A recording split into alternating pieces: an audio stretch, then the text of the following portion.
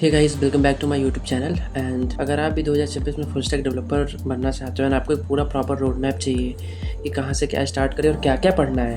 And एक question है guys, जो भी जितने भी सॉफ्टवेयर डेवलपर होते हैं उसके मन में आता है कि एआई कहीं सॉफ्टवेयर डेवलपर का जॉब खा तो नहीं जाएगा। तो गाइस ये वीडियो देखो एंड गारंटी के साथ में बता रहा हूँ कि आपको एंड तक वीडियो खाली देखो, आपको समझ में आ जाएगा कि सॉफ्टवेयर डेवलपर के जो भी जॉब है ये एआई तो बिल्कुल खा नहीं सकता, बिल्कुल छू भी नहीं सकता है। ठीक है, बस थोड़ा बहुत देखो। पहले क्या होता था, जब साइकिल आई, साइकिल आने के बाद कार आया तो लोग इवॉल्व हुए कि नहीं हुए। कार साइकिल के बाद कार चलाना सीखे कि नहीं सीखे। सेम एज एआई आने से आपका काम जो होगा वो बस में आपको हेल्प मिलेगा, ताकि एआई से आप हेल्प लेके अपने काम को यूटिलाइज़ कर पाओ। ठीक है, बस इतना ही होगा, इससे ज़्यादा कुछ भी नहीं होगा। तो ये वीडियो आप एंड तक देखो, आपको बिल्कुल समझ में आ जाएगा कि बिल्कुल भी सॉफ्टवेयर डेवलपर का रोल एआई खा नहीं सकता है।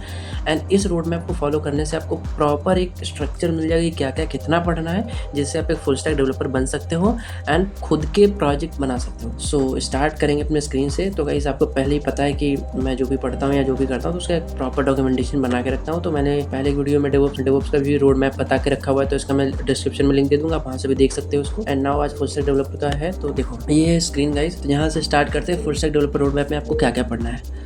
फर्स्टली गाइस आपको पता होना चाहिए कि full stack developer road map में क्या क्या होता है, देन उसके बाद हम स्टार्ट करेंगे। तो देखो पहले तो बेसिक से स्टार्ट करना है आपको, फ्रंट एंड बेसिक से जो भी HTML CSS होता है वो पढ़ना है कि HTML में semantic element, form, input validation and Meta tags, HTML5 tables, list, media element, data attributes, ये सारा जितना चीज़ होता है HTML में पहले आपको 1 से 2 हफ्ते में कवर करना है, खुद से प्रैक्टिस करनी है। देन उसके बाद हम CSS पे मूव करेंगे। CSS में flexbox, CSS grid, media query, CSS variables and animation वगैरह हो गया, जूडो क्लासेस वगैरह हो गया, ये सारा कुछ आपको फॉलो करना है। इनलाइन, एक्सटर्नल, इंटरनल सारे CSS को फॉलो करना है। HTML CSS से आपको खुद का पोर्टफोलियो बनाना है। देन उसके बाद फिर आपको जावास्क्रिप्ट में मूव करना है। जावास्क्रिप्ट में पूरे अच्छे से सारे कॉन्सेप्ट को पढ़ना है, क्योंकि जावास्क्रिप्ट क्या है, प्रोग्रामिंग लैंग्वेज है। जब भी आप डेवलपमेंट मोड में जाते हो तो हो सकता है कि आपका बैकग्राउंड प्रोग्रामिंग लैंग्वेज से पहले आप C++ वगैरह करके आते हो, तो वही सेम एज अ वेरिएबल वगैरह होता है, इसमें कुछ ज़्यादा नहीं, सिंटैक्स अलग होता है। जितनी भी प्रोग्रामिंग लैंग्वेजेस होती हैं उनका सिंटैक्स अलग हो सकता है, लेकिन कॉन्सेप्ट एक ही होता है। ठीक है, फिर आपको जावास्क्रिप्ट करना है अच्छे से। एरो फंक्शन हो गया, डिस्ट्रक्चरिंग हो गया and promises, async, await, fetch, API, error handling, सारा कुछ ही आपको अच्छे से कर लेना है। एंड देन जैसे यहाँ पे कोड भी मैंने लिख के रखा हुआ है, यहाँ से आप देख लेना। वैसे मैं जो भी ये डॉक्यूमेंटेशन है इसका मैं आपको URL प्रोवाइड करा दूंगा अभी डिस्क्रिप्शन में। मैं इसको अभी गिटहब पे लाइव करने के बाद इसका URL दे दूंगा, वहाँ से आप अच्छे से और भी फॉलो कर सकते हो इसको। एंड हो सके तो इसको शेयर कर लेना, सेव कर लेना, ताकि आपके माइंड में बना रहे कि कभी अगर आप कुछ भूलो तो आप समझ के देख पाओ। देन उसके बाद जब आपको जावास्क्रिप्ट अच्छे से आ जाए तब आप किसी भी फ्रंट एंड फ्रेमवर्क पे जाके मूव कर सकते हो। तो यहाँ पे अभी तो मैंने React.js लिया हुआ है, तो आप React.js अच्छे से करना। React.js में समझना कि कंपोनेंट बेस का कोडिंग क्या होती है, इसमें स्टेट्स क्या होते हैं, प्रॉप्स क्या होते हैं, राउटर्स क्या होते हैं। ठीक है, रिएक्ट राउटर्स क्या होते हैं, फिर एडवांस हुक्स वगैरह पढ़ना, यूज में यूज रैप, कस्टम हुक्स बनाना। उसके बाद जब आपको रिएक्ट अच्छे से आ जाएगा तो उसके बाद फिर एक और कोई रिएक्ट का जो फ्रेमवर्क हो गया, जैसे Next.js। अभी के टाइम में Next.js बहुत ज़्यादा डिमांड में है, तो Next.js खुद में फुल स्टैक फ्रेमवर्क है जिसमें फ्रंट एंड और बैक एंड सब होता है, तो ये कर लेना। उसके बाद फिर आप बैक एंड पे मूव करोगे। बैक एंड में आपको Node.js एंड Express.js बहुत अच्छे से करना है। अगर आप Node.js, Express.js बहुत अच्छे से करोगे तो इसके Node.js के थ्रू आप आगे और भी टेक्नोलॉजीज़ है जहाँ पे आप और अच्छा कर सकते हो। ठीक है, तो Node.js करोगे। इसमें देखो कि कैसा मैंने एक बेसिक API बना के रखा हुआ है अपने डॉक्यूमेंटेशन में। इसमें आपको REST API, जितने भी APIs वगैरह होते हैं, कितने टाइप के APIs होते हैं, आपको वो पढ़ना है। REST API डिज़ाइन करना है, मिडलवेयर डिज़ाइन करना है, राउट पैरम्स क्या होता है, एरर हैंडलिंग सीखना है। कोई भी एक टूल सीख लेना है जिससे आप अपने API को टेस्ट करोगे। फिर .env फाइल, मतलब .env में कैसे अपने इन्वायरमेंट वेरिएबल को सेव करके रखते हो। कोर्स को समझना है। कोर्स वैसे क्या होता है आपको अगर नहीं पता तो मैंने इसके लिए वीडियो बना के रखा हुआ है डिस्क्रिप्शन में, इसका भी लिंक मिल जाएगा, तो आप वहाँ से इसको समझ लेना। गाइस मस्ट है इन सारी चीज़ों को समझना, तो आप समझ लेना। जब जहाँ से भी देखो यूट्यूब पे बहुत सारे ट्यूटोरियल्स पड़े हुए हैं, तो आप कहीं से भी एक एक चीज़ फॉलो करके सीख सकते हो।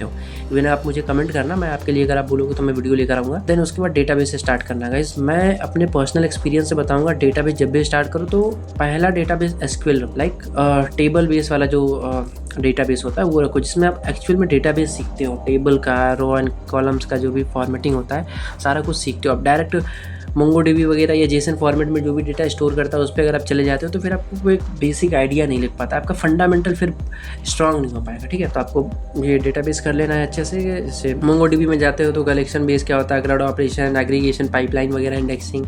SQL में जाते हो जैसे MySQL की बात कर रहा हूँ मैं, तो table relation, join, transaction, ORM तो एक्स्ट्रा हो गया, एक्स्ट्रा फीचर है। जब भी आप डेटाबेस में खुद से क्वेरीज वगैरह नहीं लिखना चाहते तो ORM का यूज़ करते हो। ठीक है, तो ये सारा कुछ आपको अच्छे से करना है ना। उसके बाद जब आप इतना सीख जाते हो तो फिर आपको एक बेसिक सा क्या है, ऑथेंटिकेशन सिस्टम बनाना, जैसे JW का यूज़ करना है, लॉगिन सिस्टम, रजिस्ट्रेशन सिस्टम बनाना है आपको, इसमें प्रोटेक्टेड राउट के बारे में आप समझते हो, एंड रिफ्रेश टोकन, जो कुकीज़ होते हैं, जो सेशंस होते हैं, वो सब कुछ समझते हो, कैसे एक पासवर्ड को डेटाबेस में हैश कन्वर्ट करके सेव किया जाता है, वो सारी चीज़ों को समझते हो आप। जो भी आपका सेशंस होता है, टाइम आउट होता है सेशंस का, सारी चीज़ समझते हो आप इसमें। उसके बाद वर्जन कंट्रोल सिस्टम तो मस्ट है गाइस, क्योंकि आप जब भी आप आगे प्रोजेक्ट वगैरह बनाओगे, टीम में बनाओगे एंड इवन डिप्लॉय वगैरह करोगे तो ये बहुत ज़्यादा नीट है। तो गिट एंड गिटअप मैंने यहाँ पे रखा हुआ है, इसको आप थोड़ा सा सीख लेना, बेसिक आइडिया ले लेना इसका, कैसे हम टीम में काम करते हैं, कैसे डिप्लॉय करते हैं, कोलैबोरेटर कैसे ऐड करते हैं, इवन कैसे हम लोग पुल रिक्वेस्ट करते हैं, सारा कुछ आप देख लेना। उसके बाद फिर आपको डिप्लॉय करना आना चाहिए, basic deployment, front end back and आना चाहिए।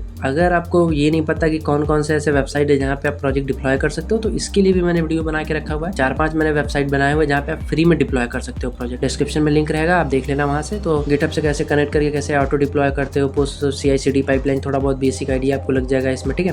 तो ये देख लेना। वैसे यहाँ पे ऑप्शन में देख सकते हो, जैसे फ्रंट एंड के लिए मैंने वर्सल रखा हुआ है। इवन वर्सल तो अभी शायद इसमें इशू चल रहा है, बट कर लेना, देख लेना वो आप। फिर बैकएंड के लिए रेलवे हो गया या रेंडर, कोई भी यूज़ कर लेना। देन उसके बाद में देखो, लोग बोलते हैं कि फ्रंट एंड कर लिया HTML CSS, बैकएंड कर लिया एक्सप्रेस Node.js और डेटाबेस। इतना नहीं होता गाइस। जब भी आप फुल स्टैक प्रोजेक्ट बनाते हो उसमें ना बहुत कुछ आता है। तभी तो मैंने क्या बोला, तभी मैं गारंटी के साथ बोल रहा हूँ कि AI आपकी जॉब कभी नहीं खा पाएगा। फिर समझो, आप ऑप्टिमाइजेशन करना है। ऑप्टिमाइजेशन में लेजी लोडिंग हो गया, कोड स्प्लिटिंग हो गया, image optimisation, Lighthouse audits, मैंने प्रीवियस वीडियो में इसको बता के रखा हुआ है क्या होता है। कैशिंग हो गया, डेटाबेस इंडेक्सिंग हो गया, रेट लिमिटिंग हो गया। ये सारी चीज़ ना आपके प्रोजेक्ट को बहुत ज़्यादा लाइट वेट में कन्वर्ट कर देता है, परफॉर्मेंस बूस्ट करता है। AI कभी नहीं कर सकता ये। AI 40% तो बग देता है, वो बेकार के लॉजिक देता है, बेकार के कोड देता है। तो क्या लगता है AI आपकी जॉब खा जाएगा? नेवर, कभी नहीं खा सकता, ठीक है। अब जब इमेज ऑप्टिमाइजेशन की बात करते हो आप, तो आप जब भी कोई इमेज अपनी वेबसाइट में लगाते हो, हीरो सेक्शन में कहीं भी लगाते हो, तो फंडामेंटल रूल्स होते हैं वेबसाइट की। भाई 300 KB के नीचे की इमेज होनी चाहिए, .webp जो एक्सटेंशन होता है उसमें होना चाहिए। ये सब AI करेगा? नहीं करेगा। लेजी लोडिंग, कोड स्प्लिटिंग, छोटे छोटे कोड में ब्रेक नहीं होना चाहिए लॉजिक। फिर कैशिंग करो, जब एक बार डेटाबेस से डेटा आ जाए तो उसको कहीं पे स्टोर करो, उसके लिए तुम रेडिस को पढ़ते हो। मतलब ये सारा चीज़ कभी AI नहीं कर पाएगा, ठीक है। अभी के लिए फिलहाल तो नहीं कर पाएगा, एंड फ्यूचर की बात तो नहीं बता रहा हूँ, लेकिन अभी के लिए बिल्कुल नहीं कर पाएगा, बहुत समय आने के लिए। उसके बाद आपको सिस्टम डिज़ाइन का कॉन्सेप्ट समझना है, एडवांस सिस्टम डिज़ाइन की ओर जाना है, जिसमें लोड बैलेंसिंग हो गया, horizontal scaling, micro services, message queue, MVC architecture को समझना है। API जब आप पढ़ोगे तो आपको समझ में आएगा कि कितने टाइप के API होते हैं, जैसे REST हो गया, GraphQL हो गया, वेब सॉकेट वगैरह को आपको समझना है। रियल टाइम चैट एप्लीकेशंस वगैरह जब बनाते हो तो वेब सॉकेट का यूज़ करते हो बेसिकली। एंड देन उसके बाद फिर आपको लास्ट में जब इतना कुछ आप सीख जाओगे, देन लास्ट में आपको मैनुअली प्रोजेक्ट बनाना आ जाएगा। गारंटी देता हूँ। और ऐसे प्रोजेक्ट आप खुद से बनाओगे ना कि आप मुझे तो बिल्कुल नहीं भूलोगे। आप बोलोगे कि इतना कुछ आने के बाद ना आप फिर पहले तो किसी भी AI का यूज़ भी नहीं करोगे, एंड ऐसे प्रोजेक्ट बनाओगे जो प्रोडक्शन लेवल पे आपका जाए और कभी कोड नहीं फटेगा। बस आप इतना तैयार कर लो, आप एक फुल स्टैक डेवलपर बन जाओ, बस इतना तैयार कर लो। देखो, जब भी आप टेक्निकल फील्ड में आते हो तो देखो, टाइम के टाइम आपको अवेयर रहना पड़ता है सारी टेक्नोलॉजी से।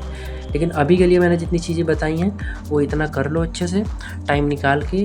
आपकी जॉब कभी AI नहीं खा पाएगा। अब जैसे मैंने ये सिस्टम डिज़ाइन बताया है, ऑप्टिमाइजेशन टेक्निक बताया हुआ है यहाँ पर, ये सारा कुछ क्या लगता है AI करेगा? नहीं करेगा। 40% जो कोड में बग आ रहा है, AI में 40% कोड बग आ रहा है, और वो जो बग आता है वो AI सही कर पाएगा, तो क्या फ़ायदा उस चीज़ का? समझ रहे हो ना? थोड़ा सा कॉमन सेंस लगाओ। ये सारा कुछ आपको करके नहीं देगा। तो इस चीज़ के लिए आप थोड़ा सा प्रिपेयर रहो, चीज़ों को समझते रहो, एंड जब आप इतना प्रॉपर रोड मैप फॉलो करोगे ना, तो मुझे लगता है मैंने वहाँ 20% चीज़ें ही आपको बताई, 20 क्या 15-20% चीज़ें ही बताई हैं। बहुत कुछ सीखोगे आप इन सब चीज़ों में। आप जब एक बार सिस्टम डिज़ाइन में घुसोगे, ऑप्टिमाइजेशन टेक्निक में घुसोगे ना आप, तो आप फिर बहुत ज़्यादा अंदर डीप में जाओगे और पढ़ते चले जाओगे और आपको मज़ा भी आएगा ये सब करने में, ठीक है। तो गाइज़, अगर आपको ये पूरा रोड मैप समझ में आया है तो मेरे चैनल को गाइज़ प्लीज़ सब्सक्राइब करो, सपोर्ट करो अपने छोटे भाई को।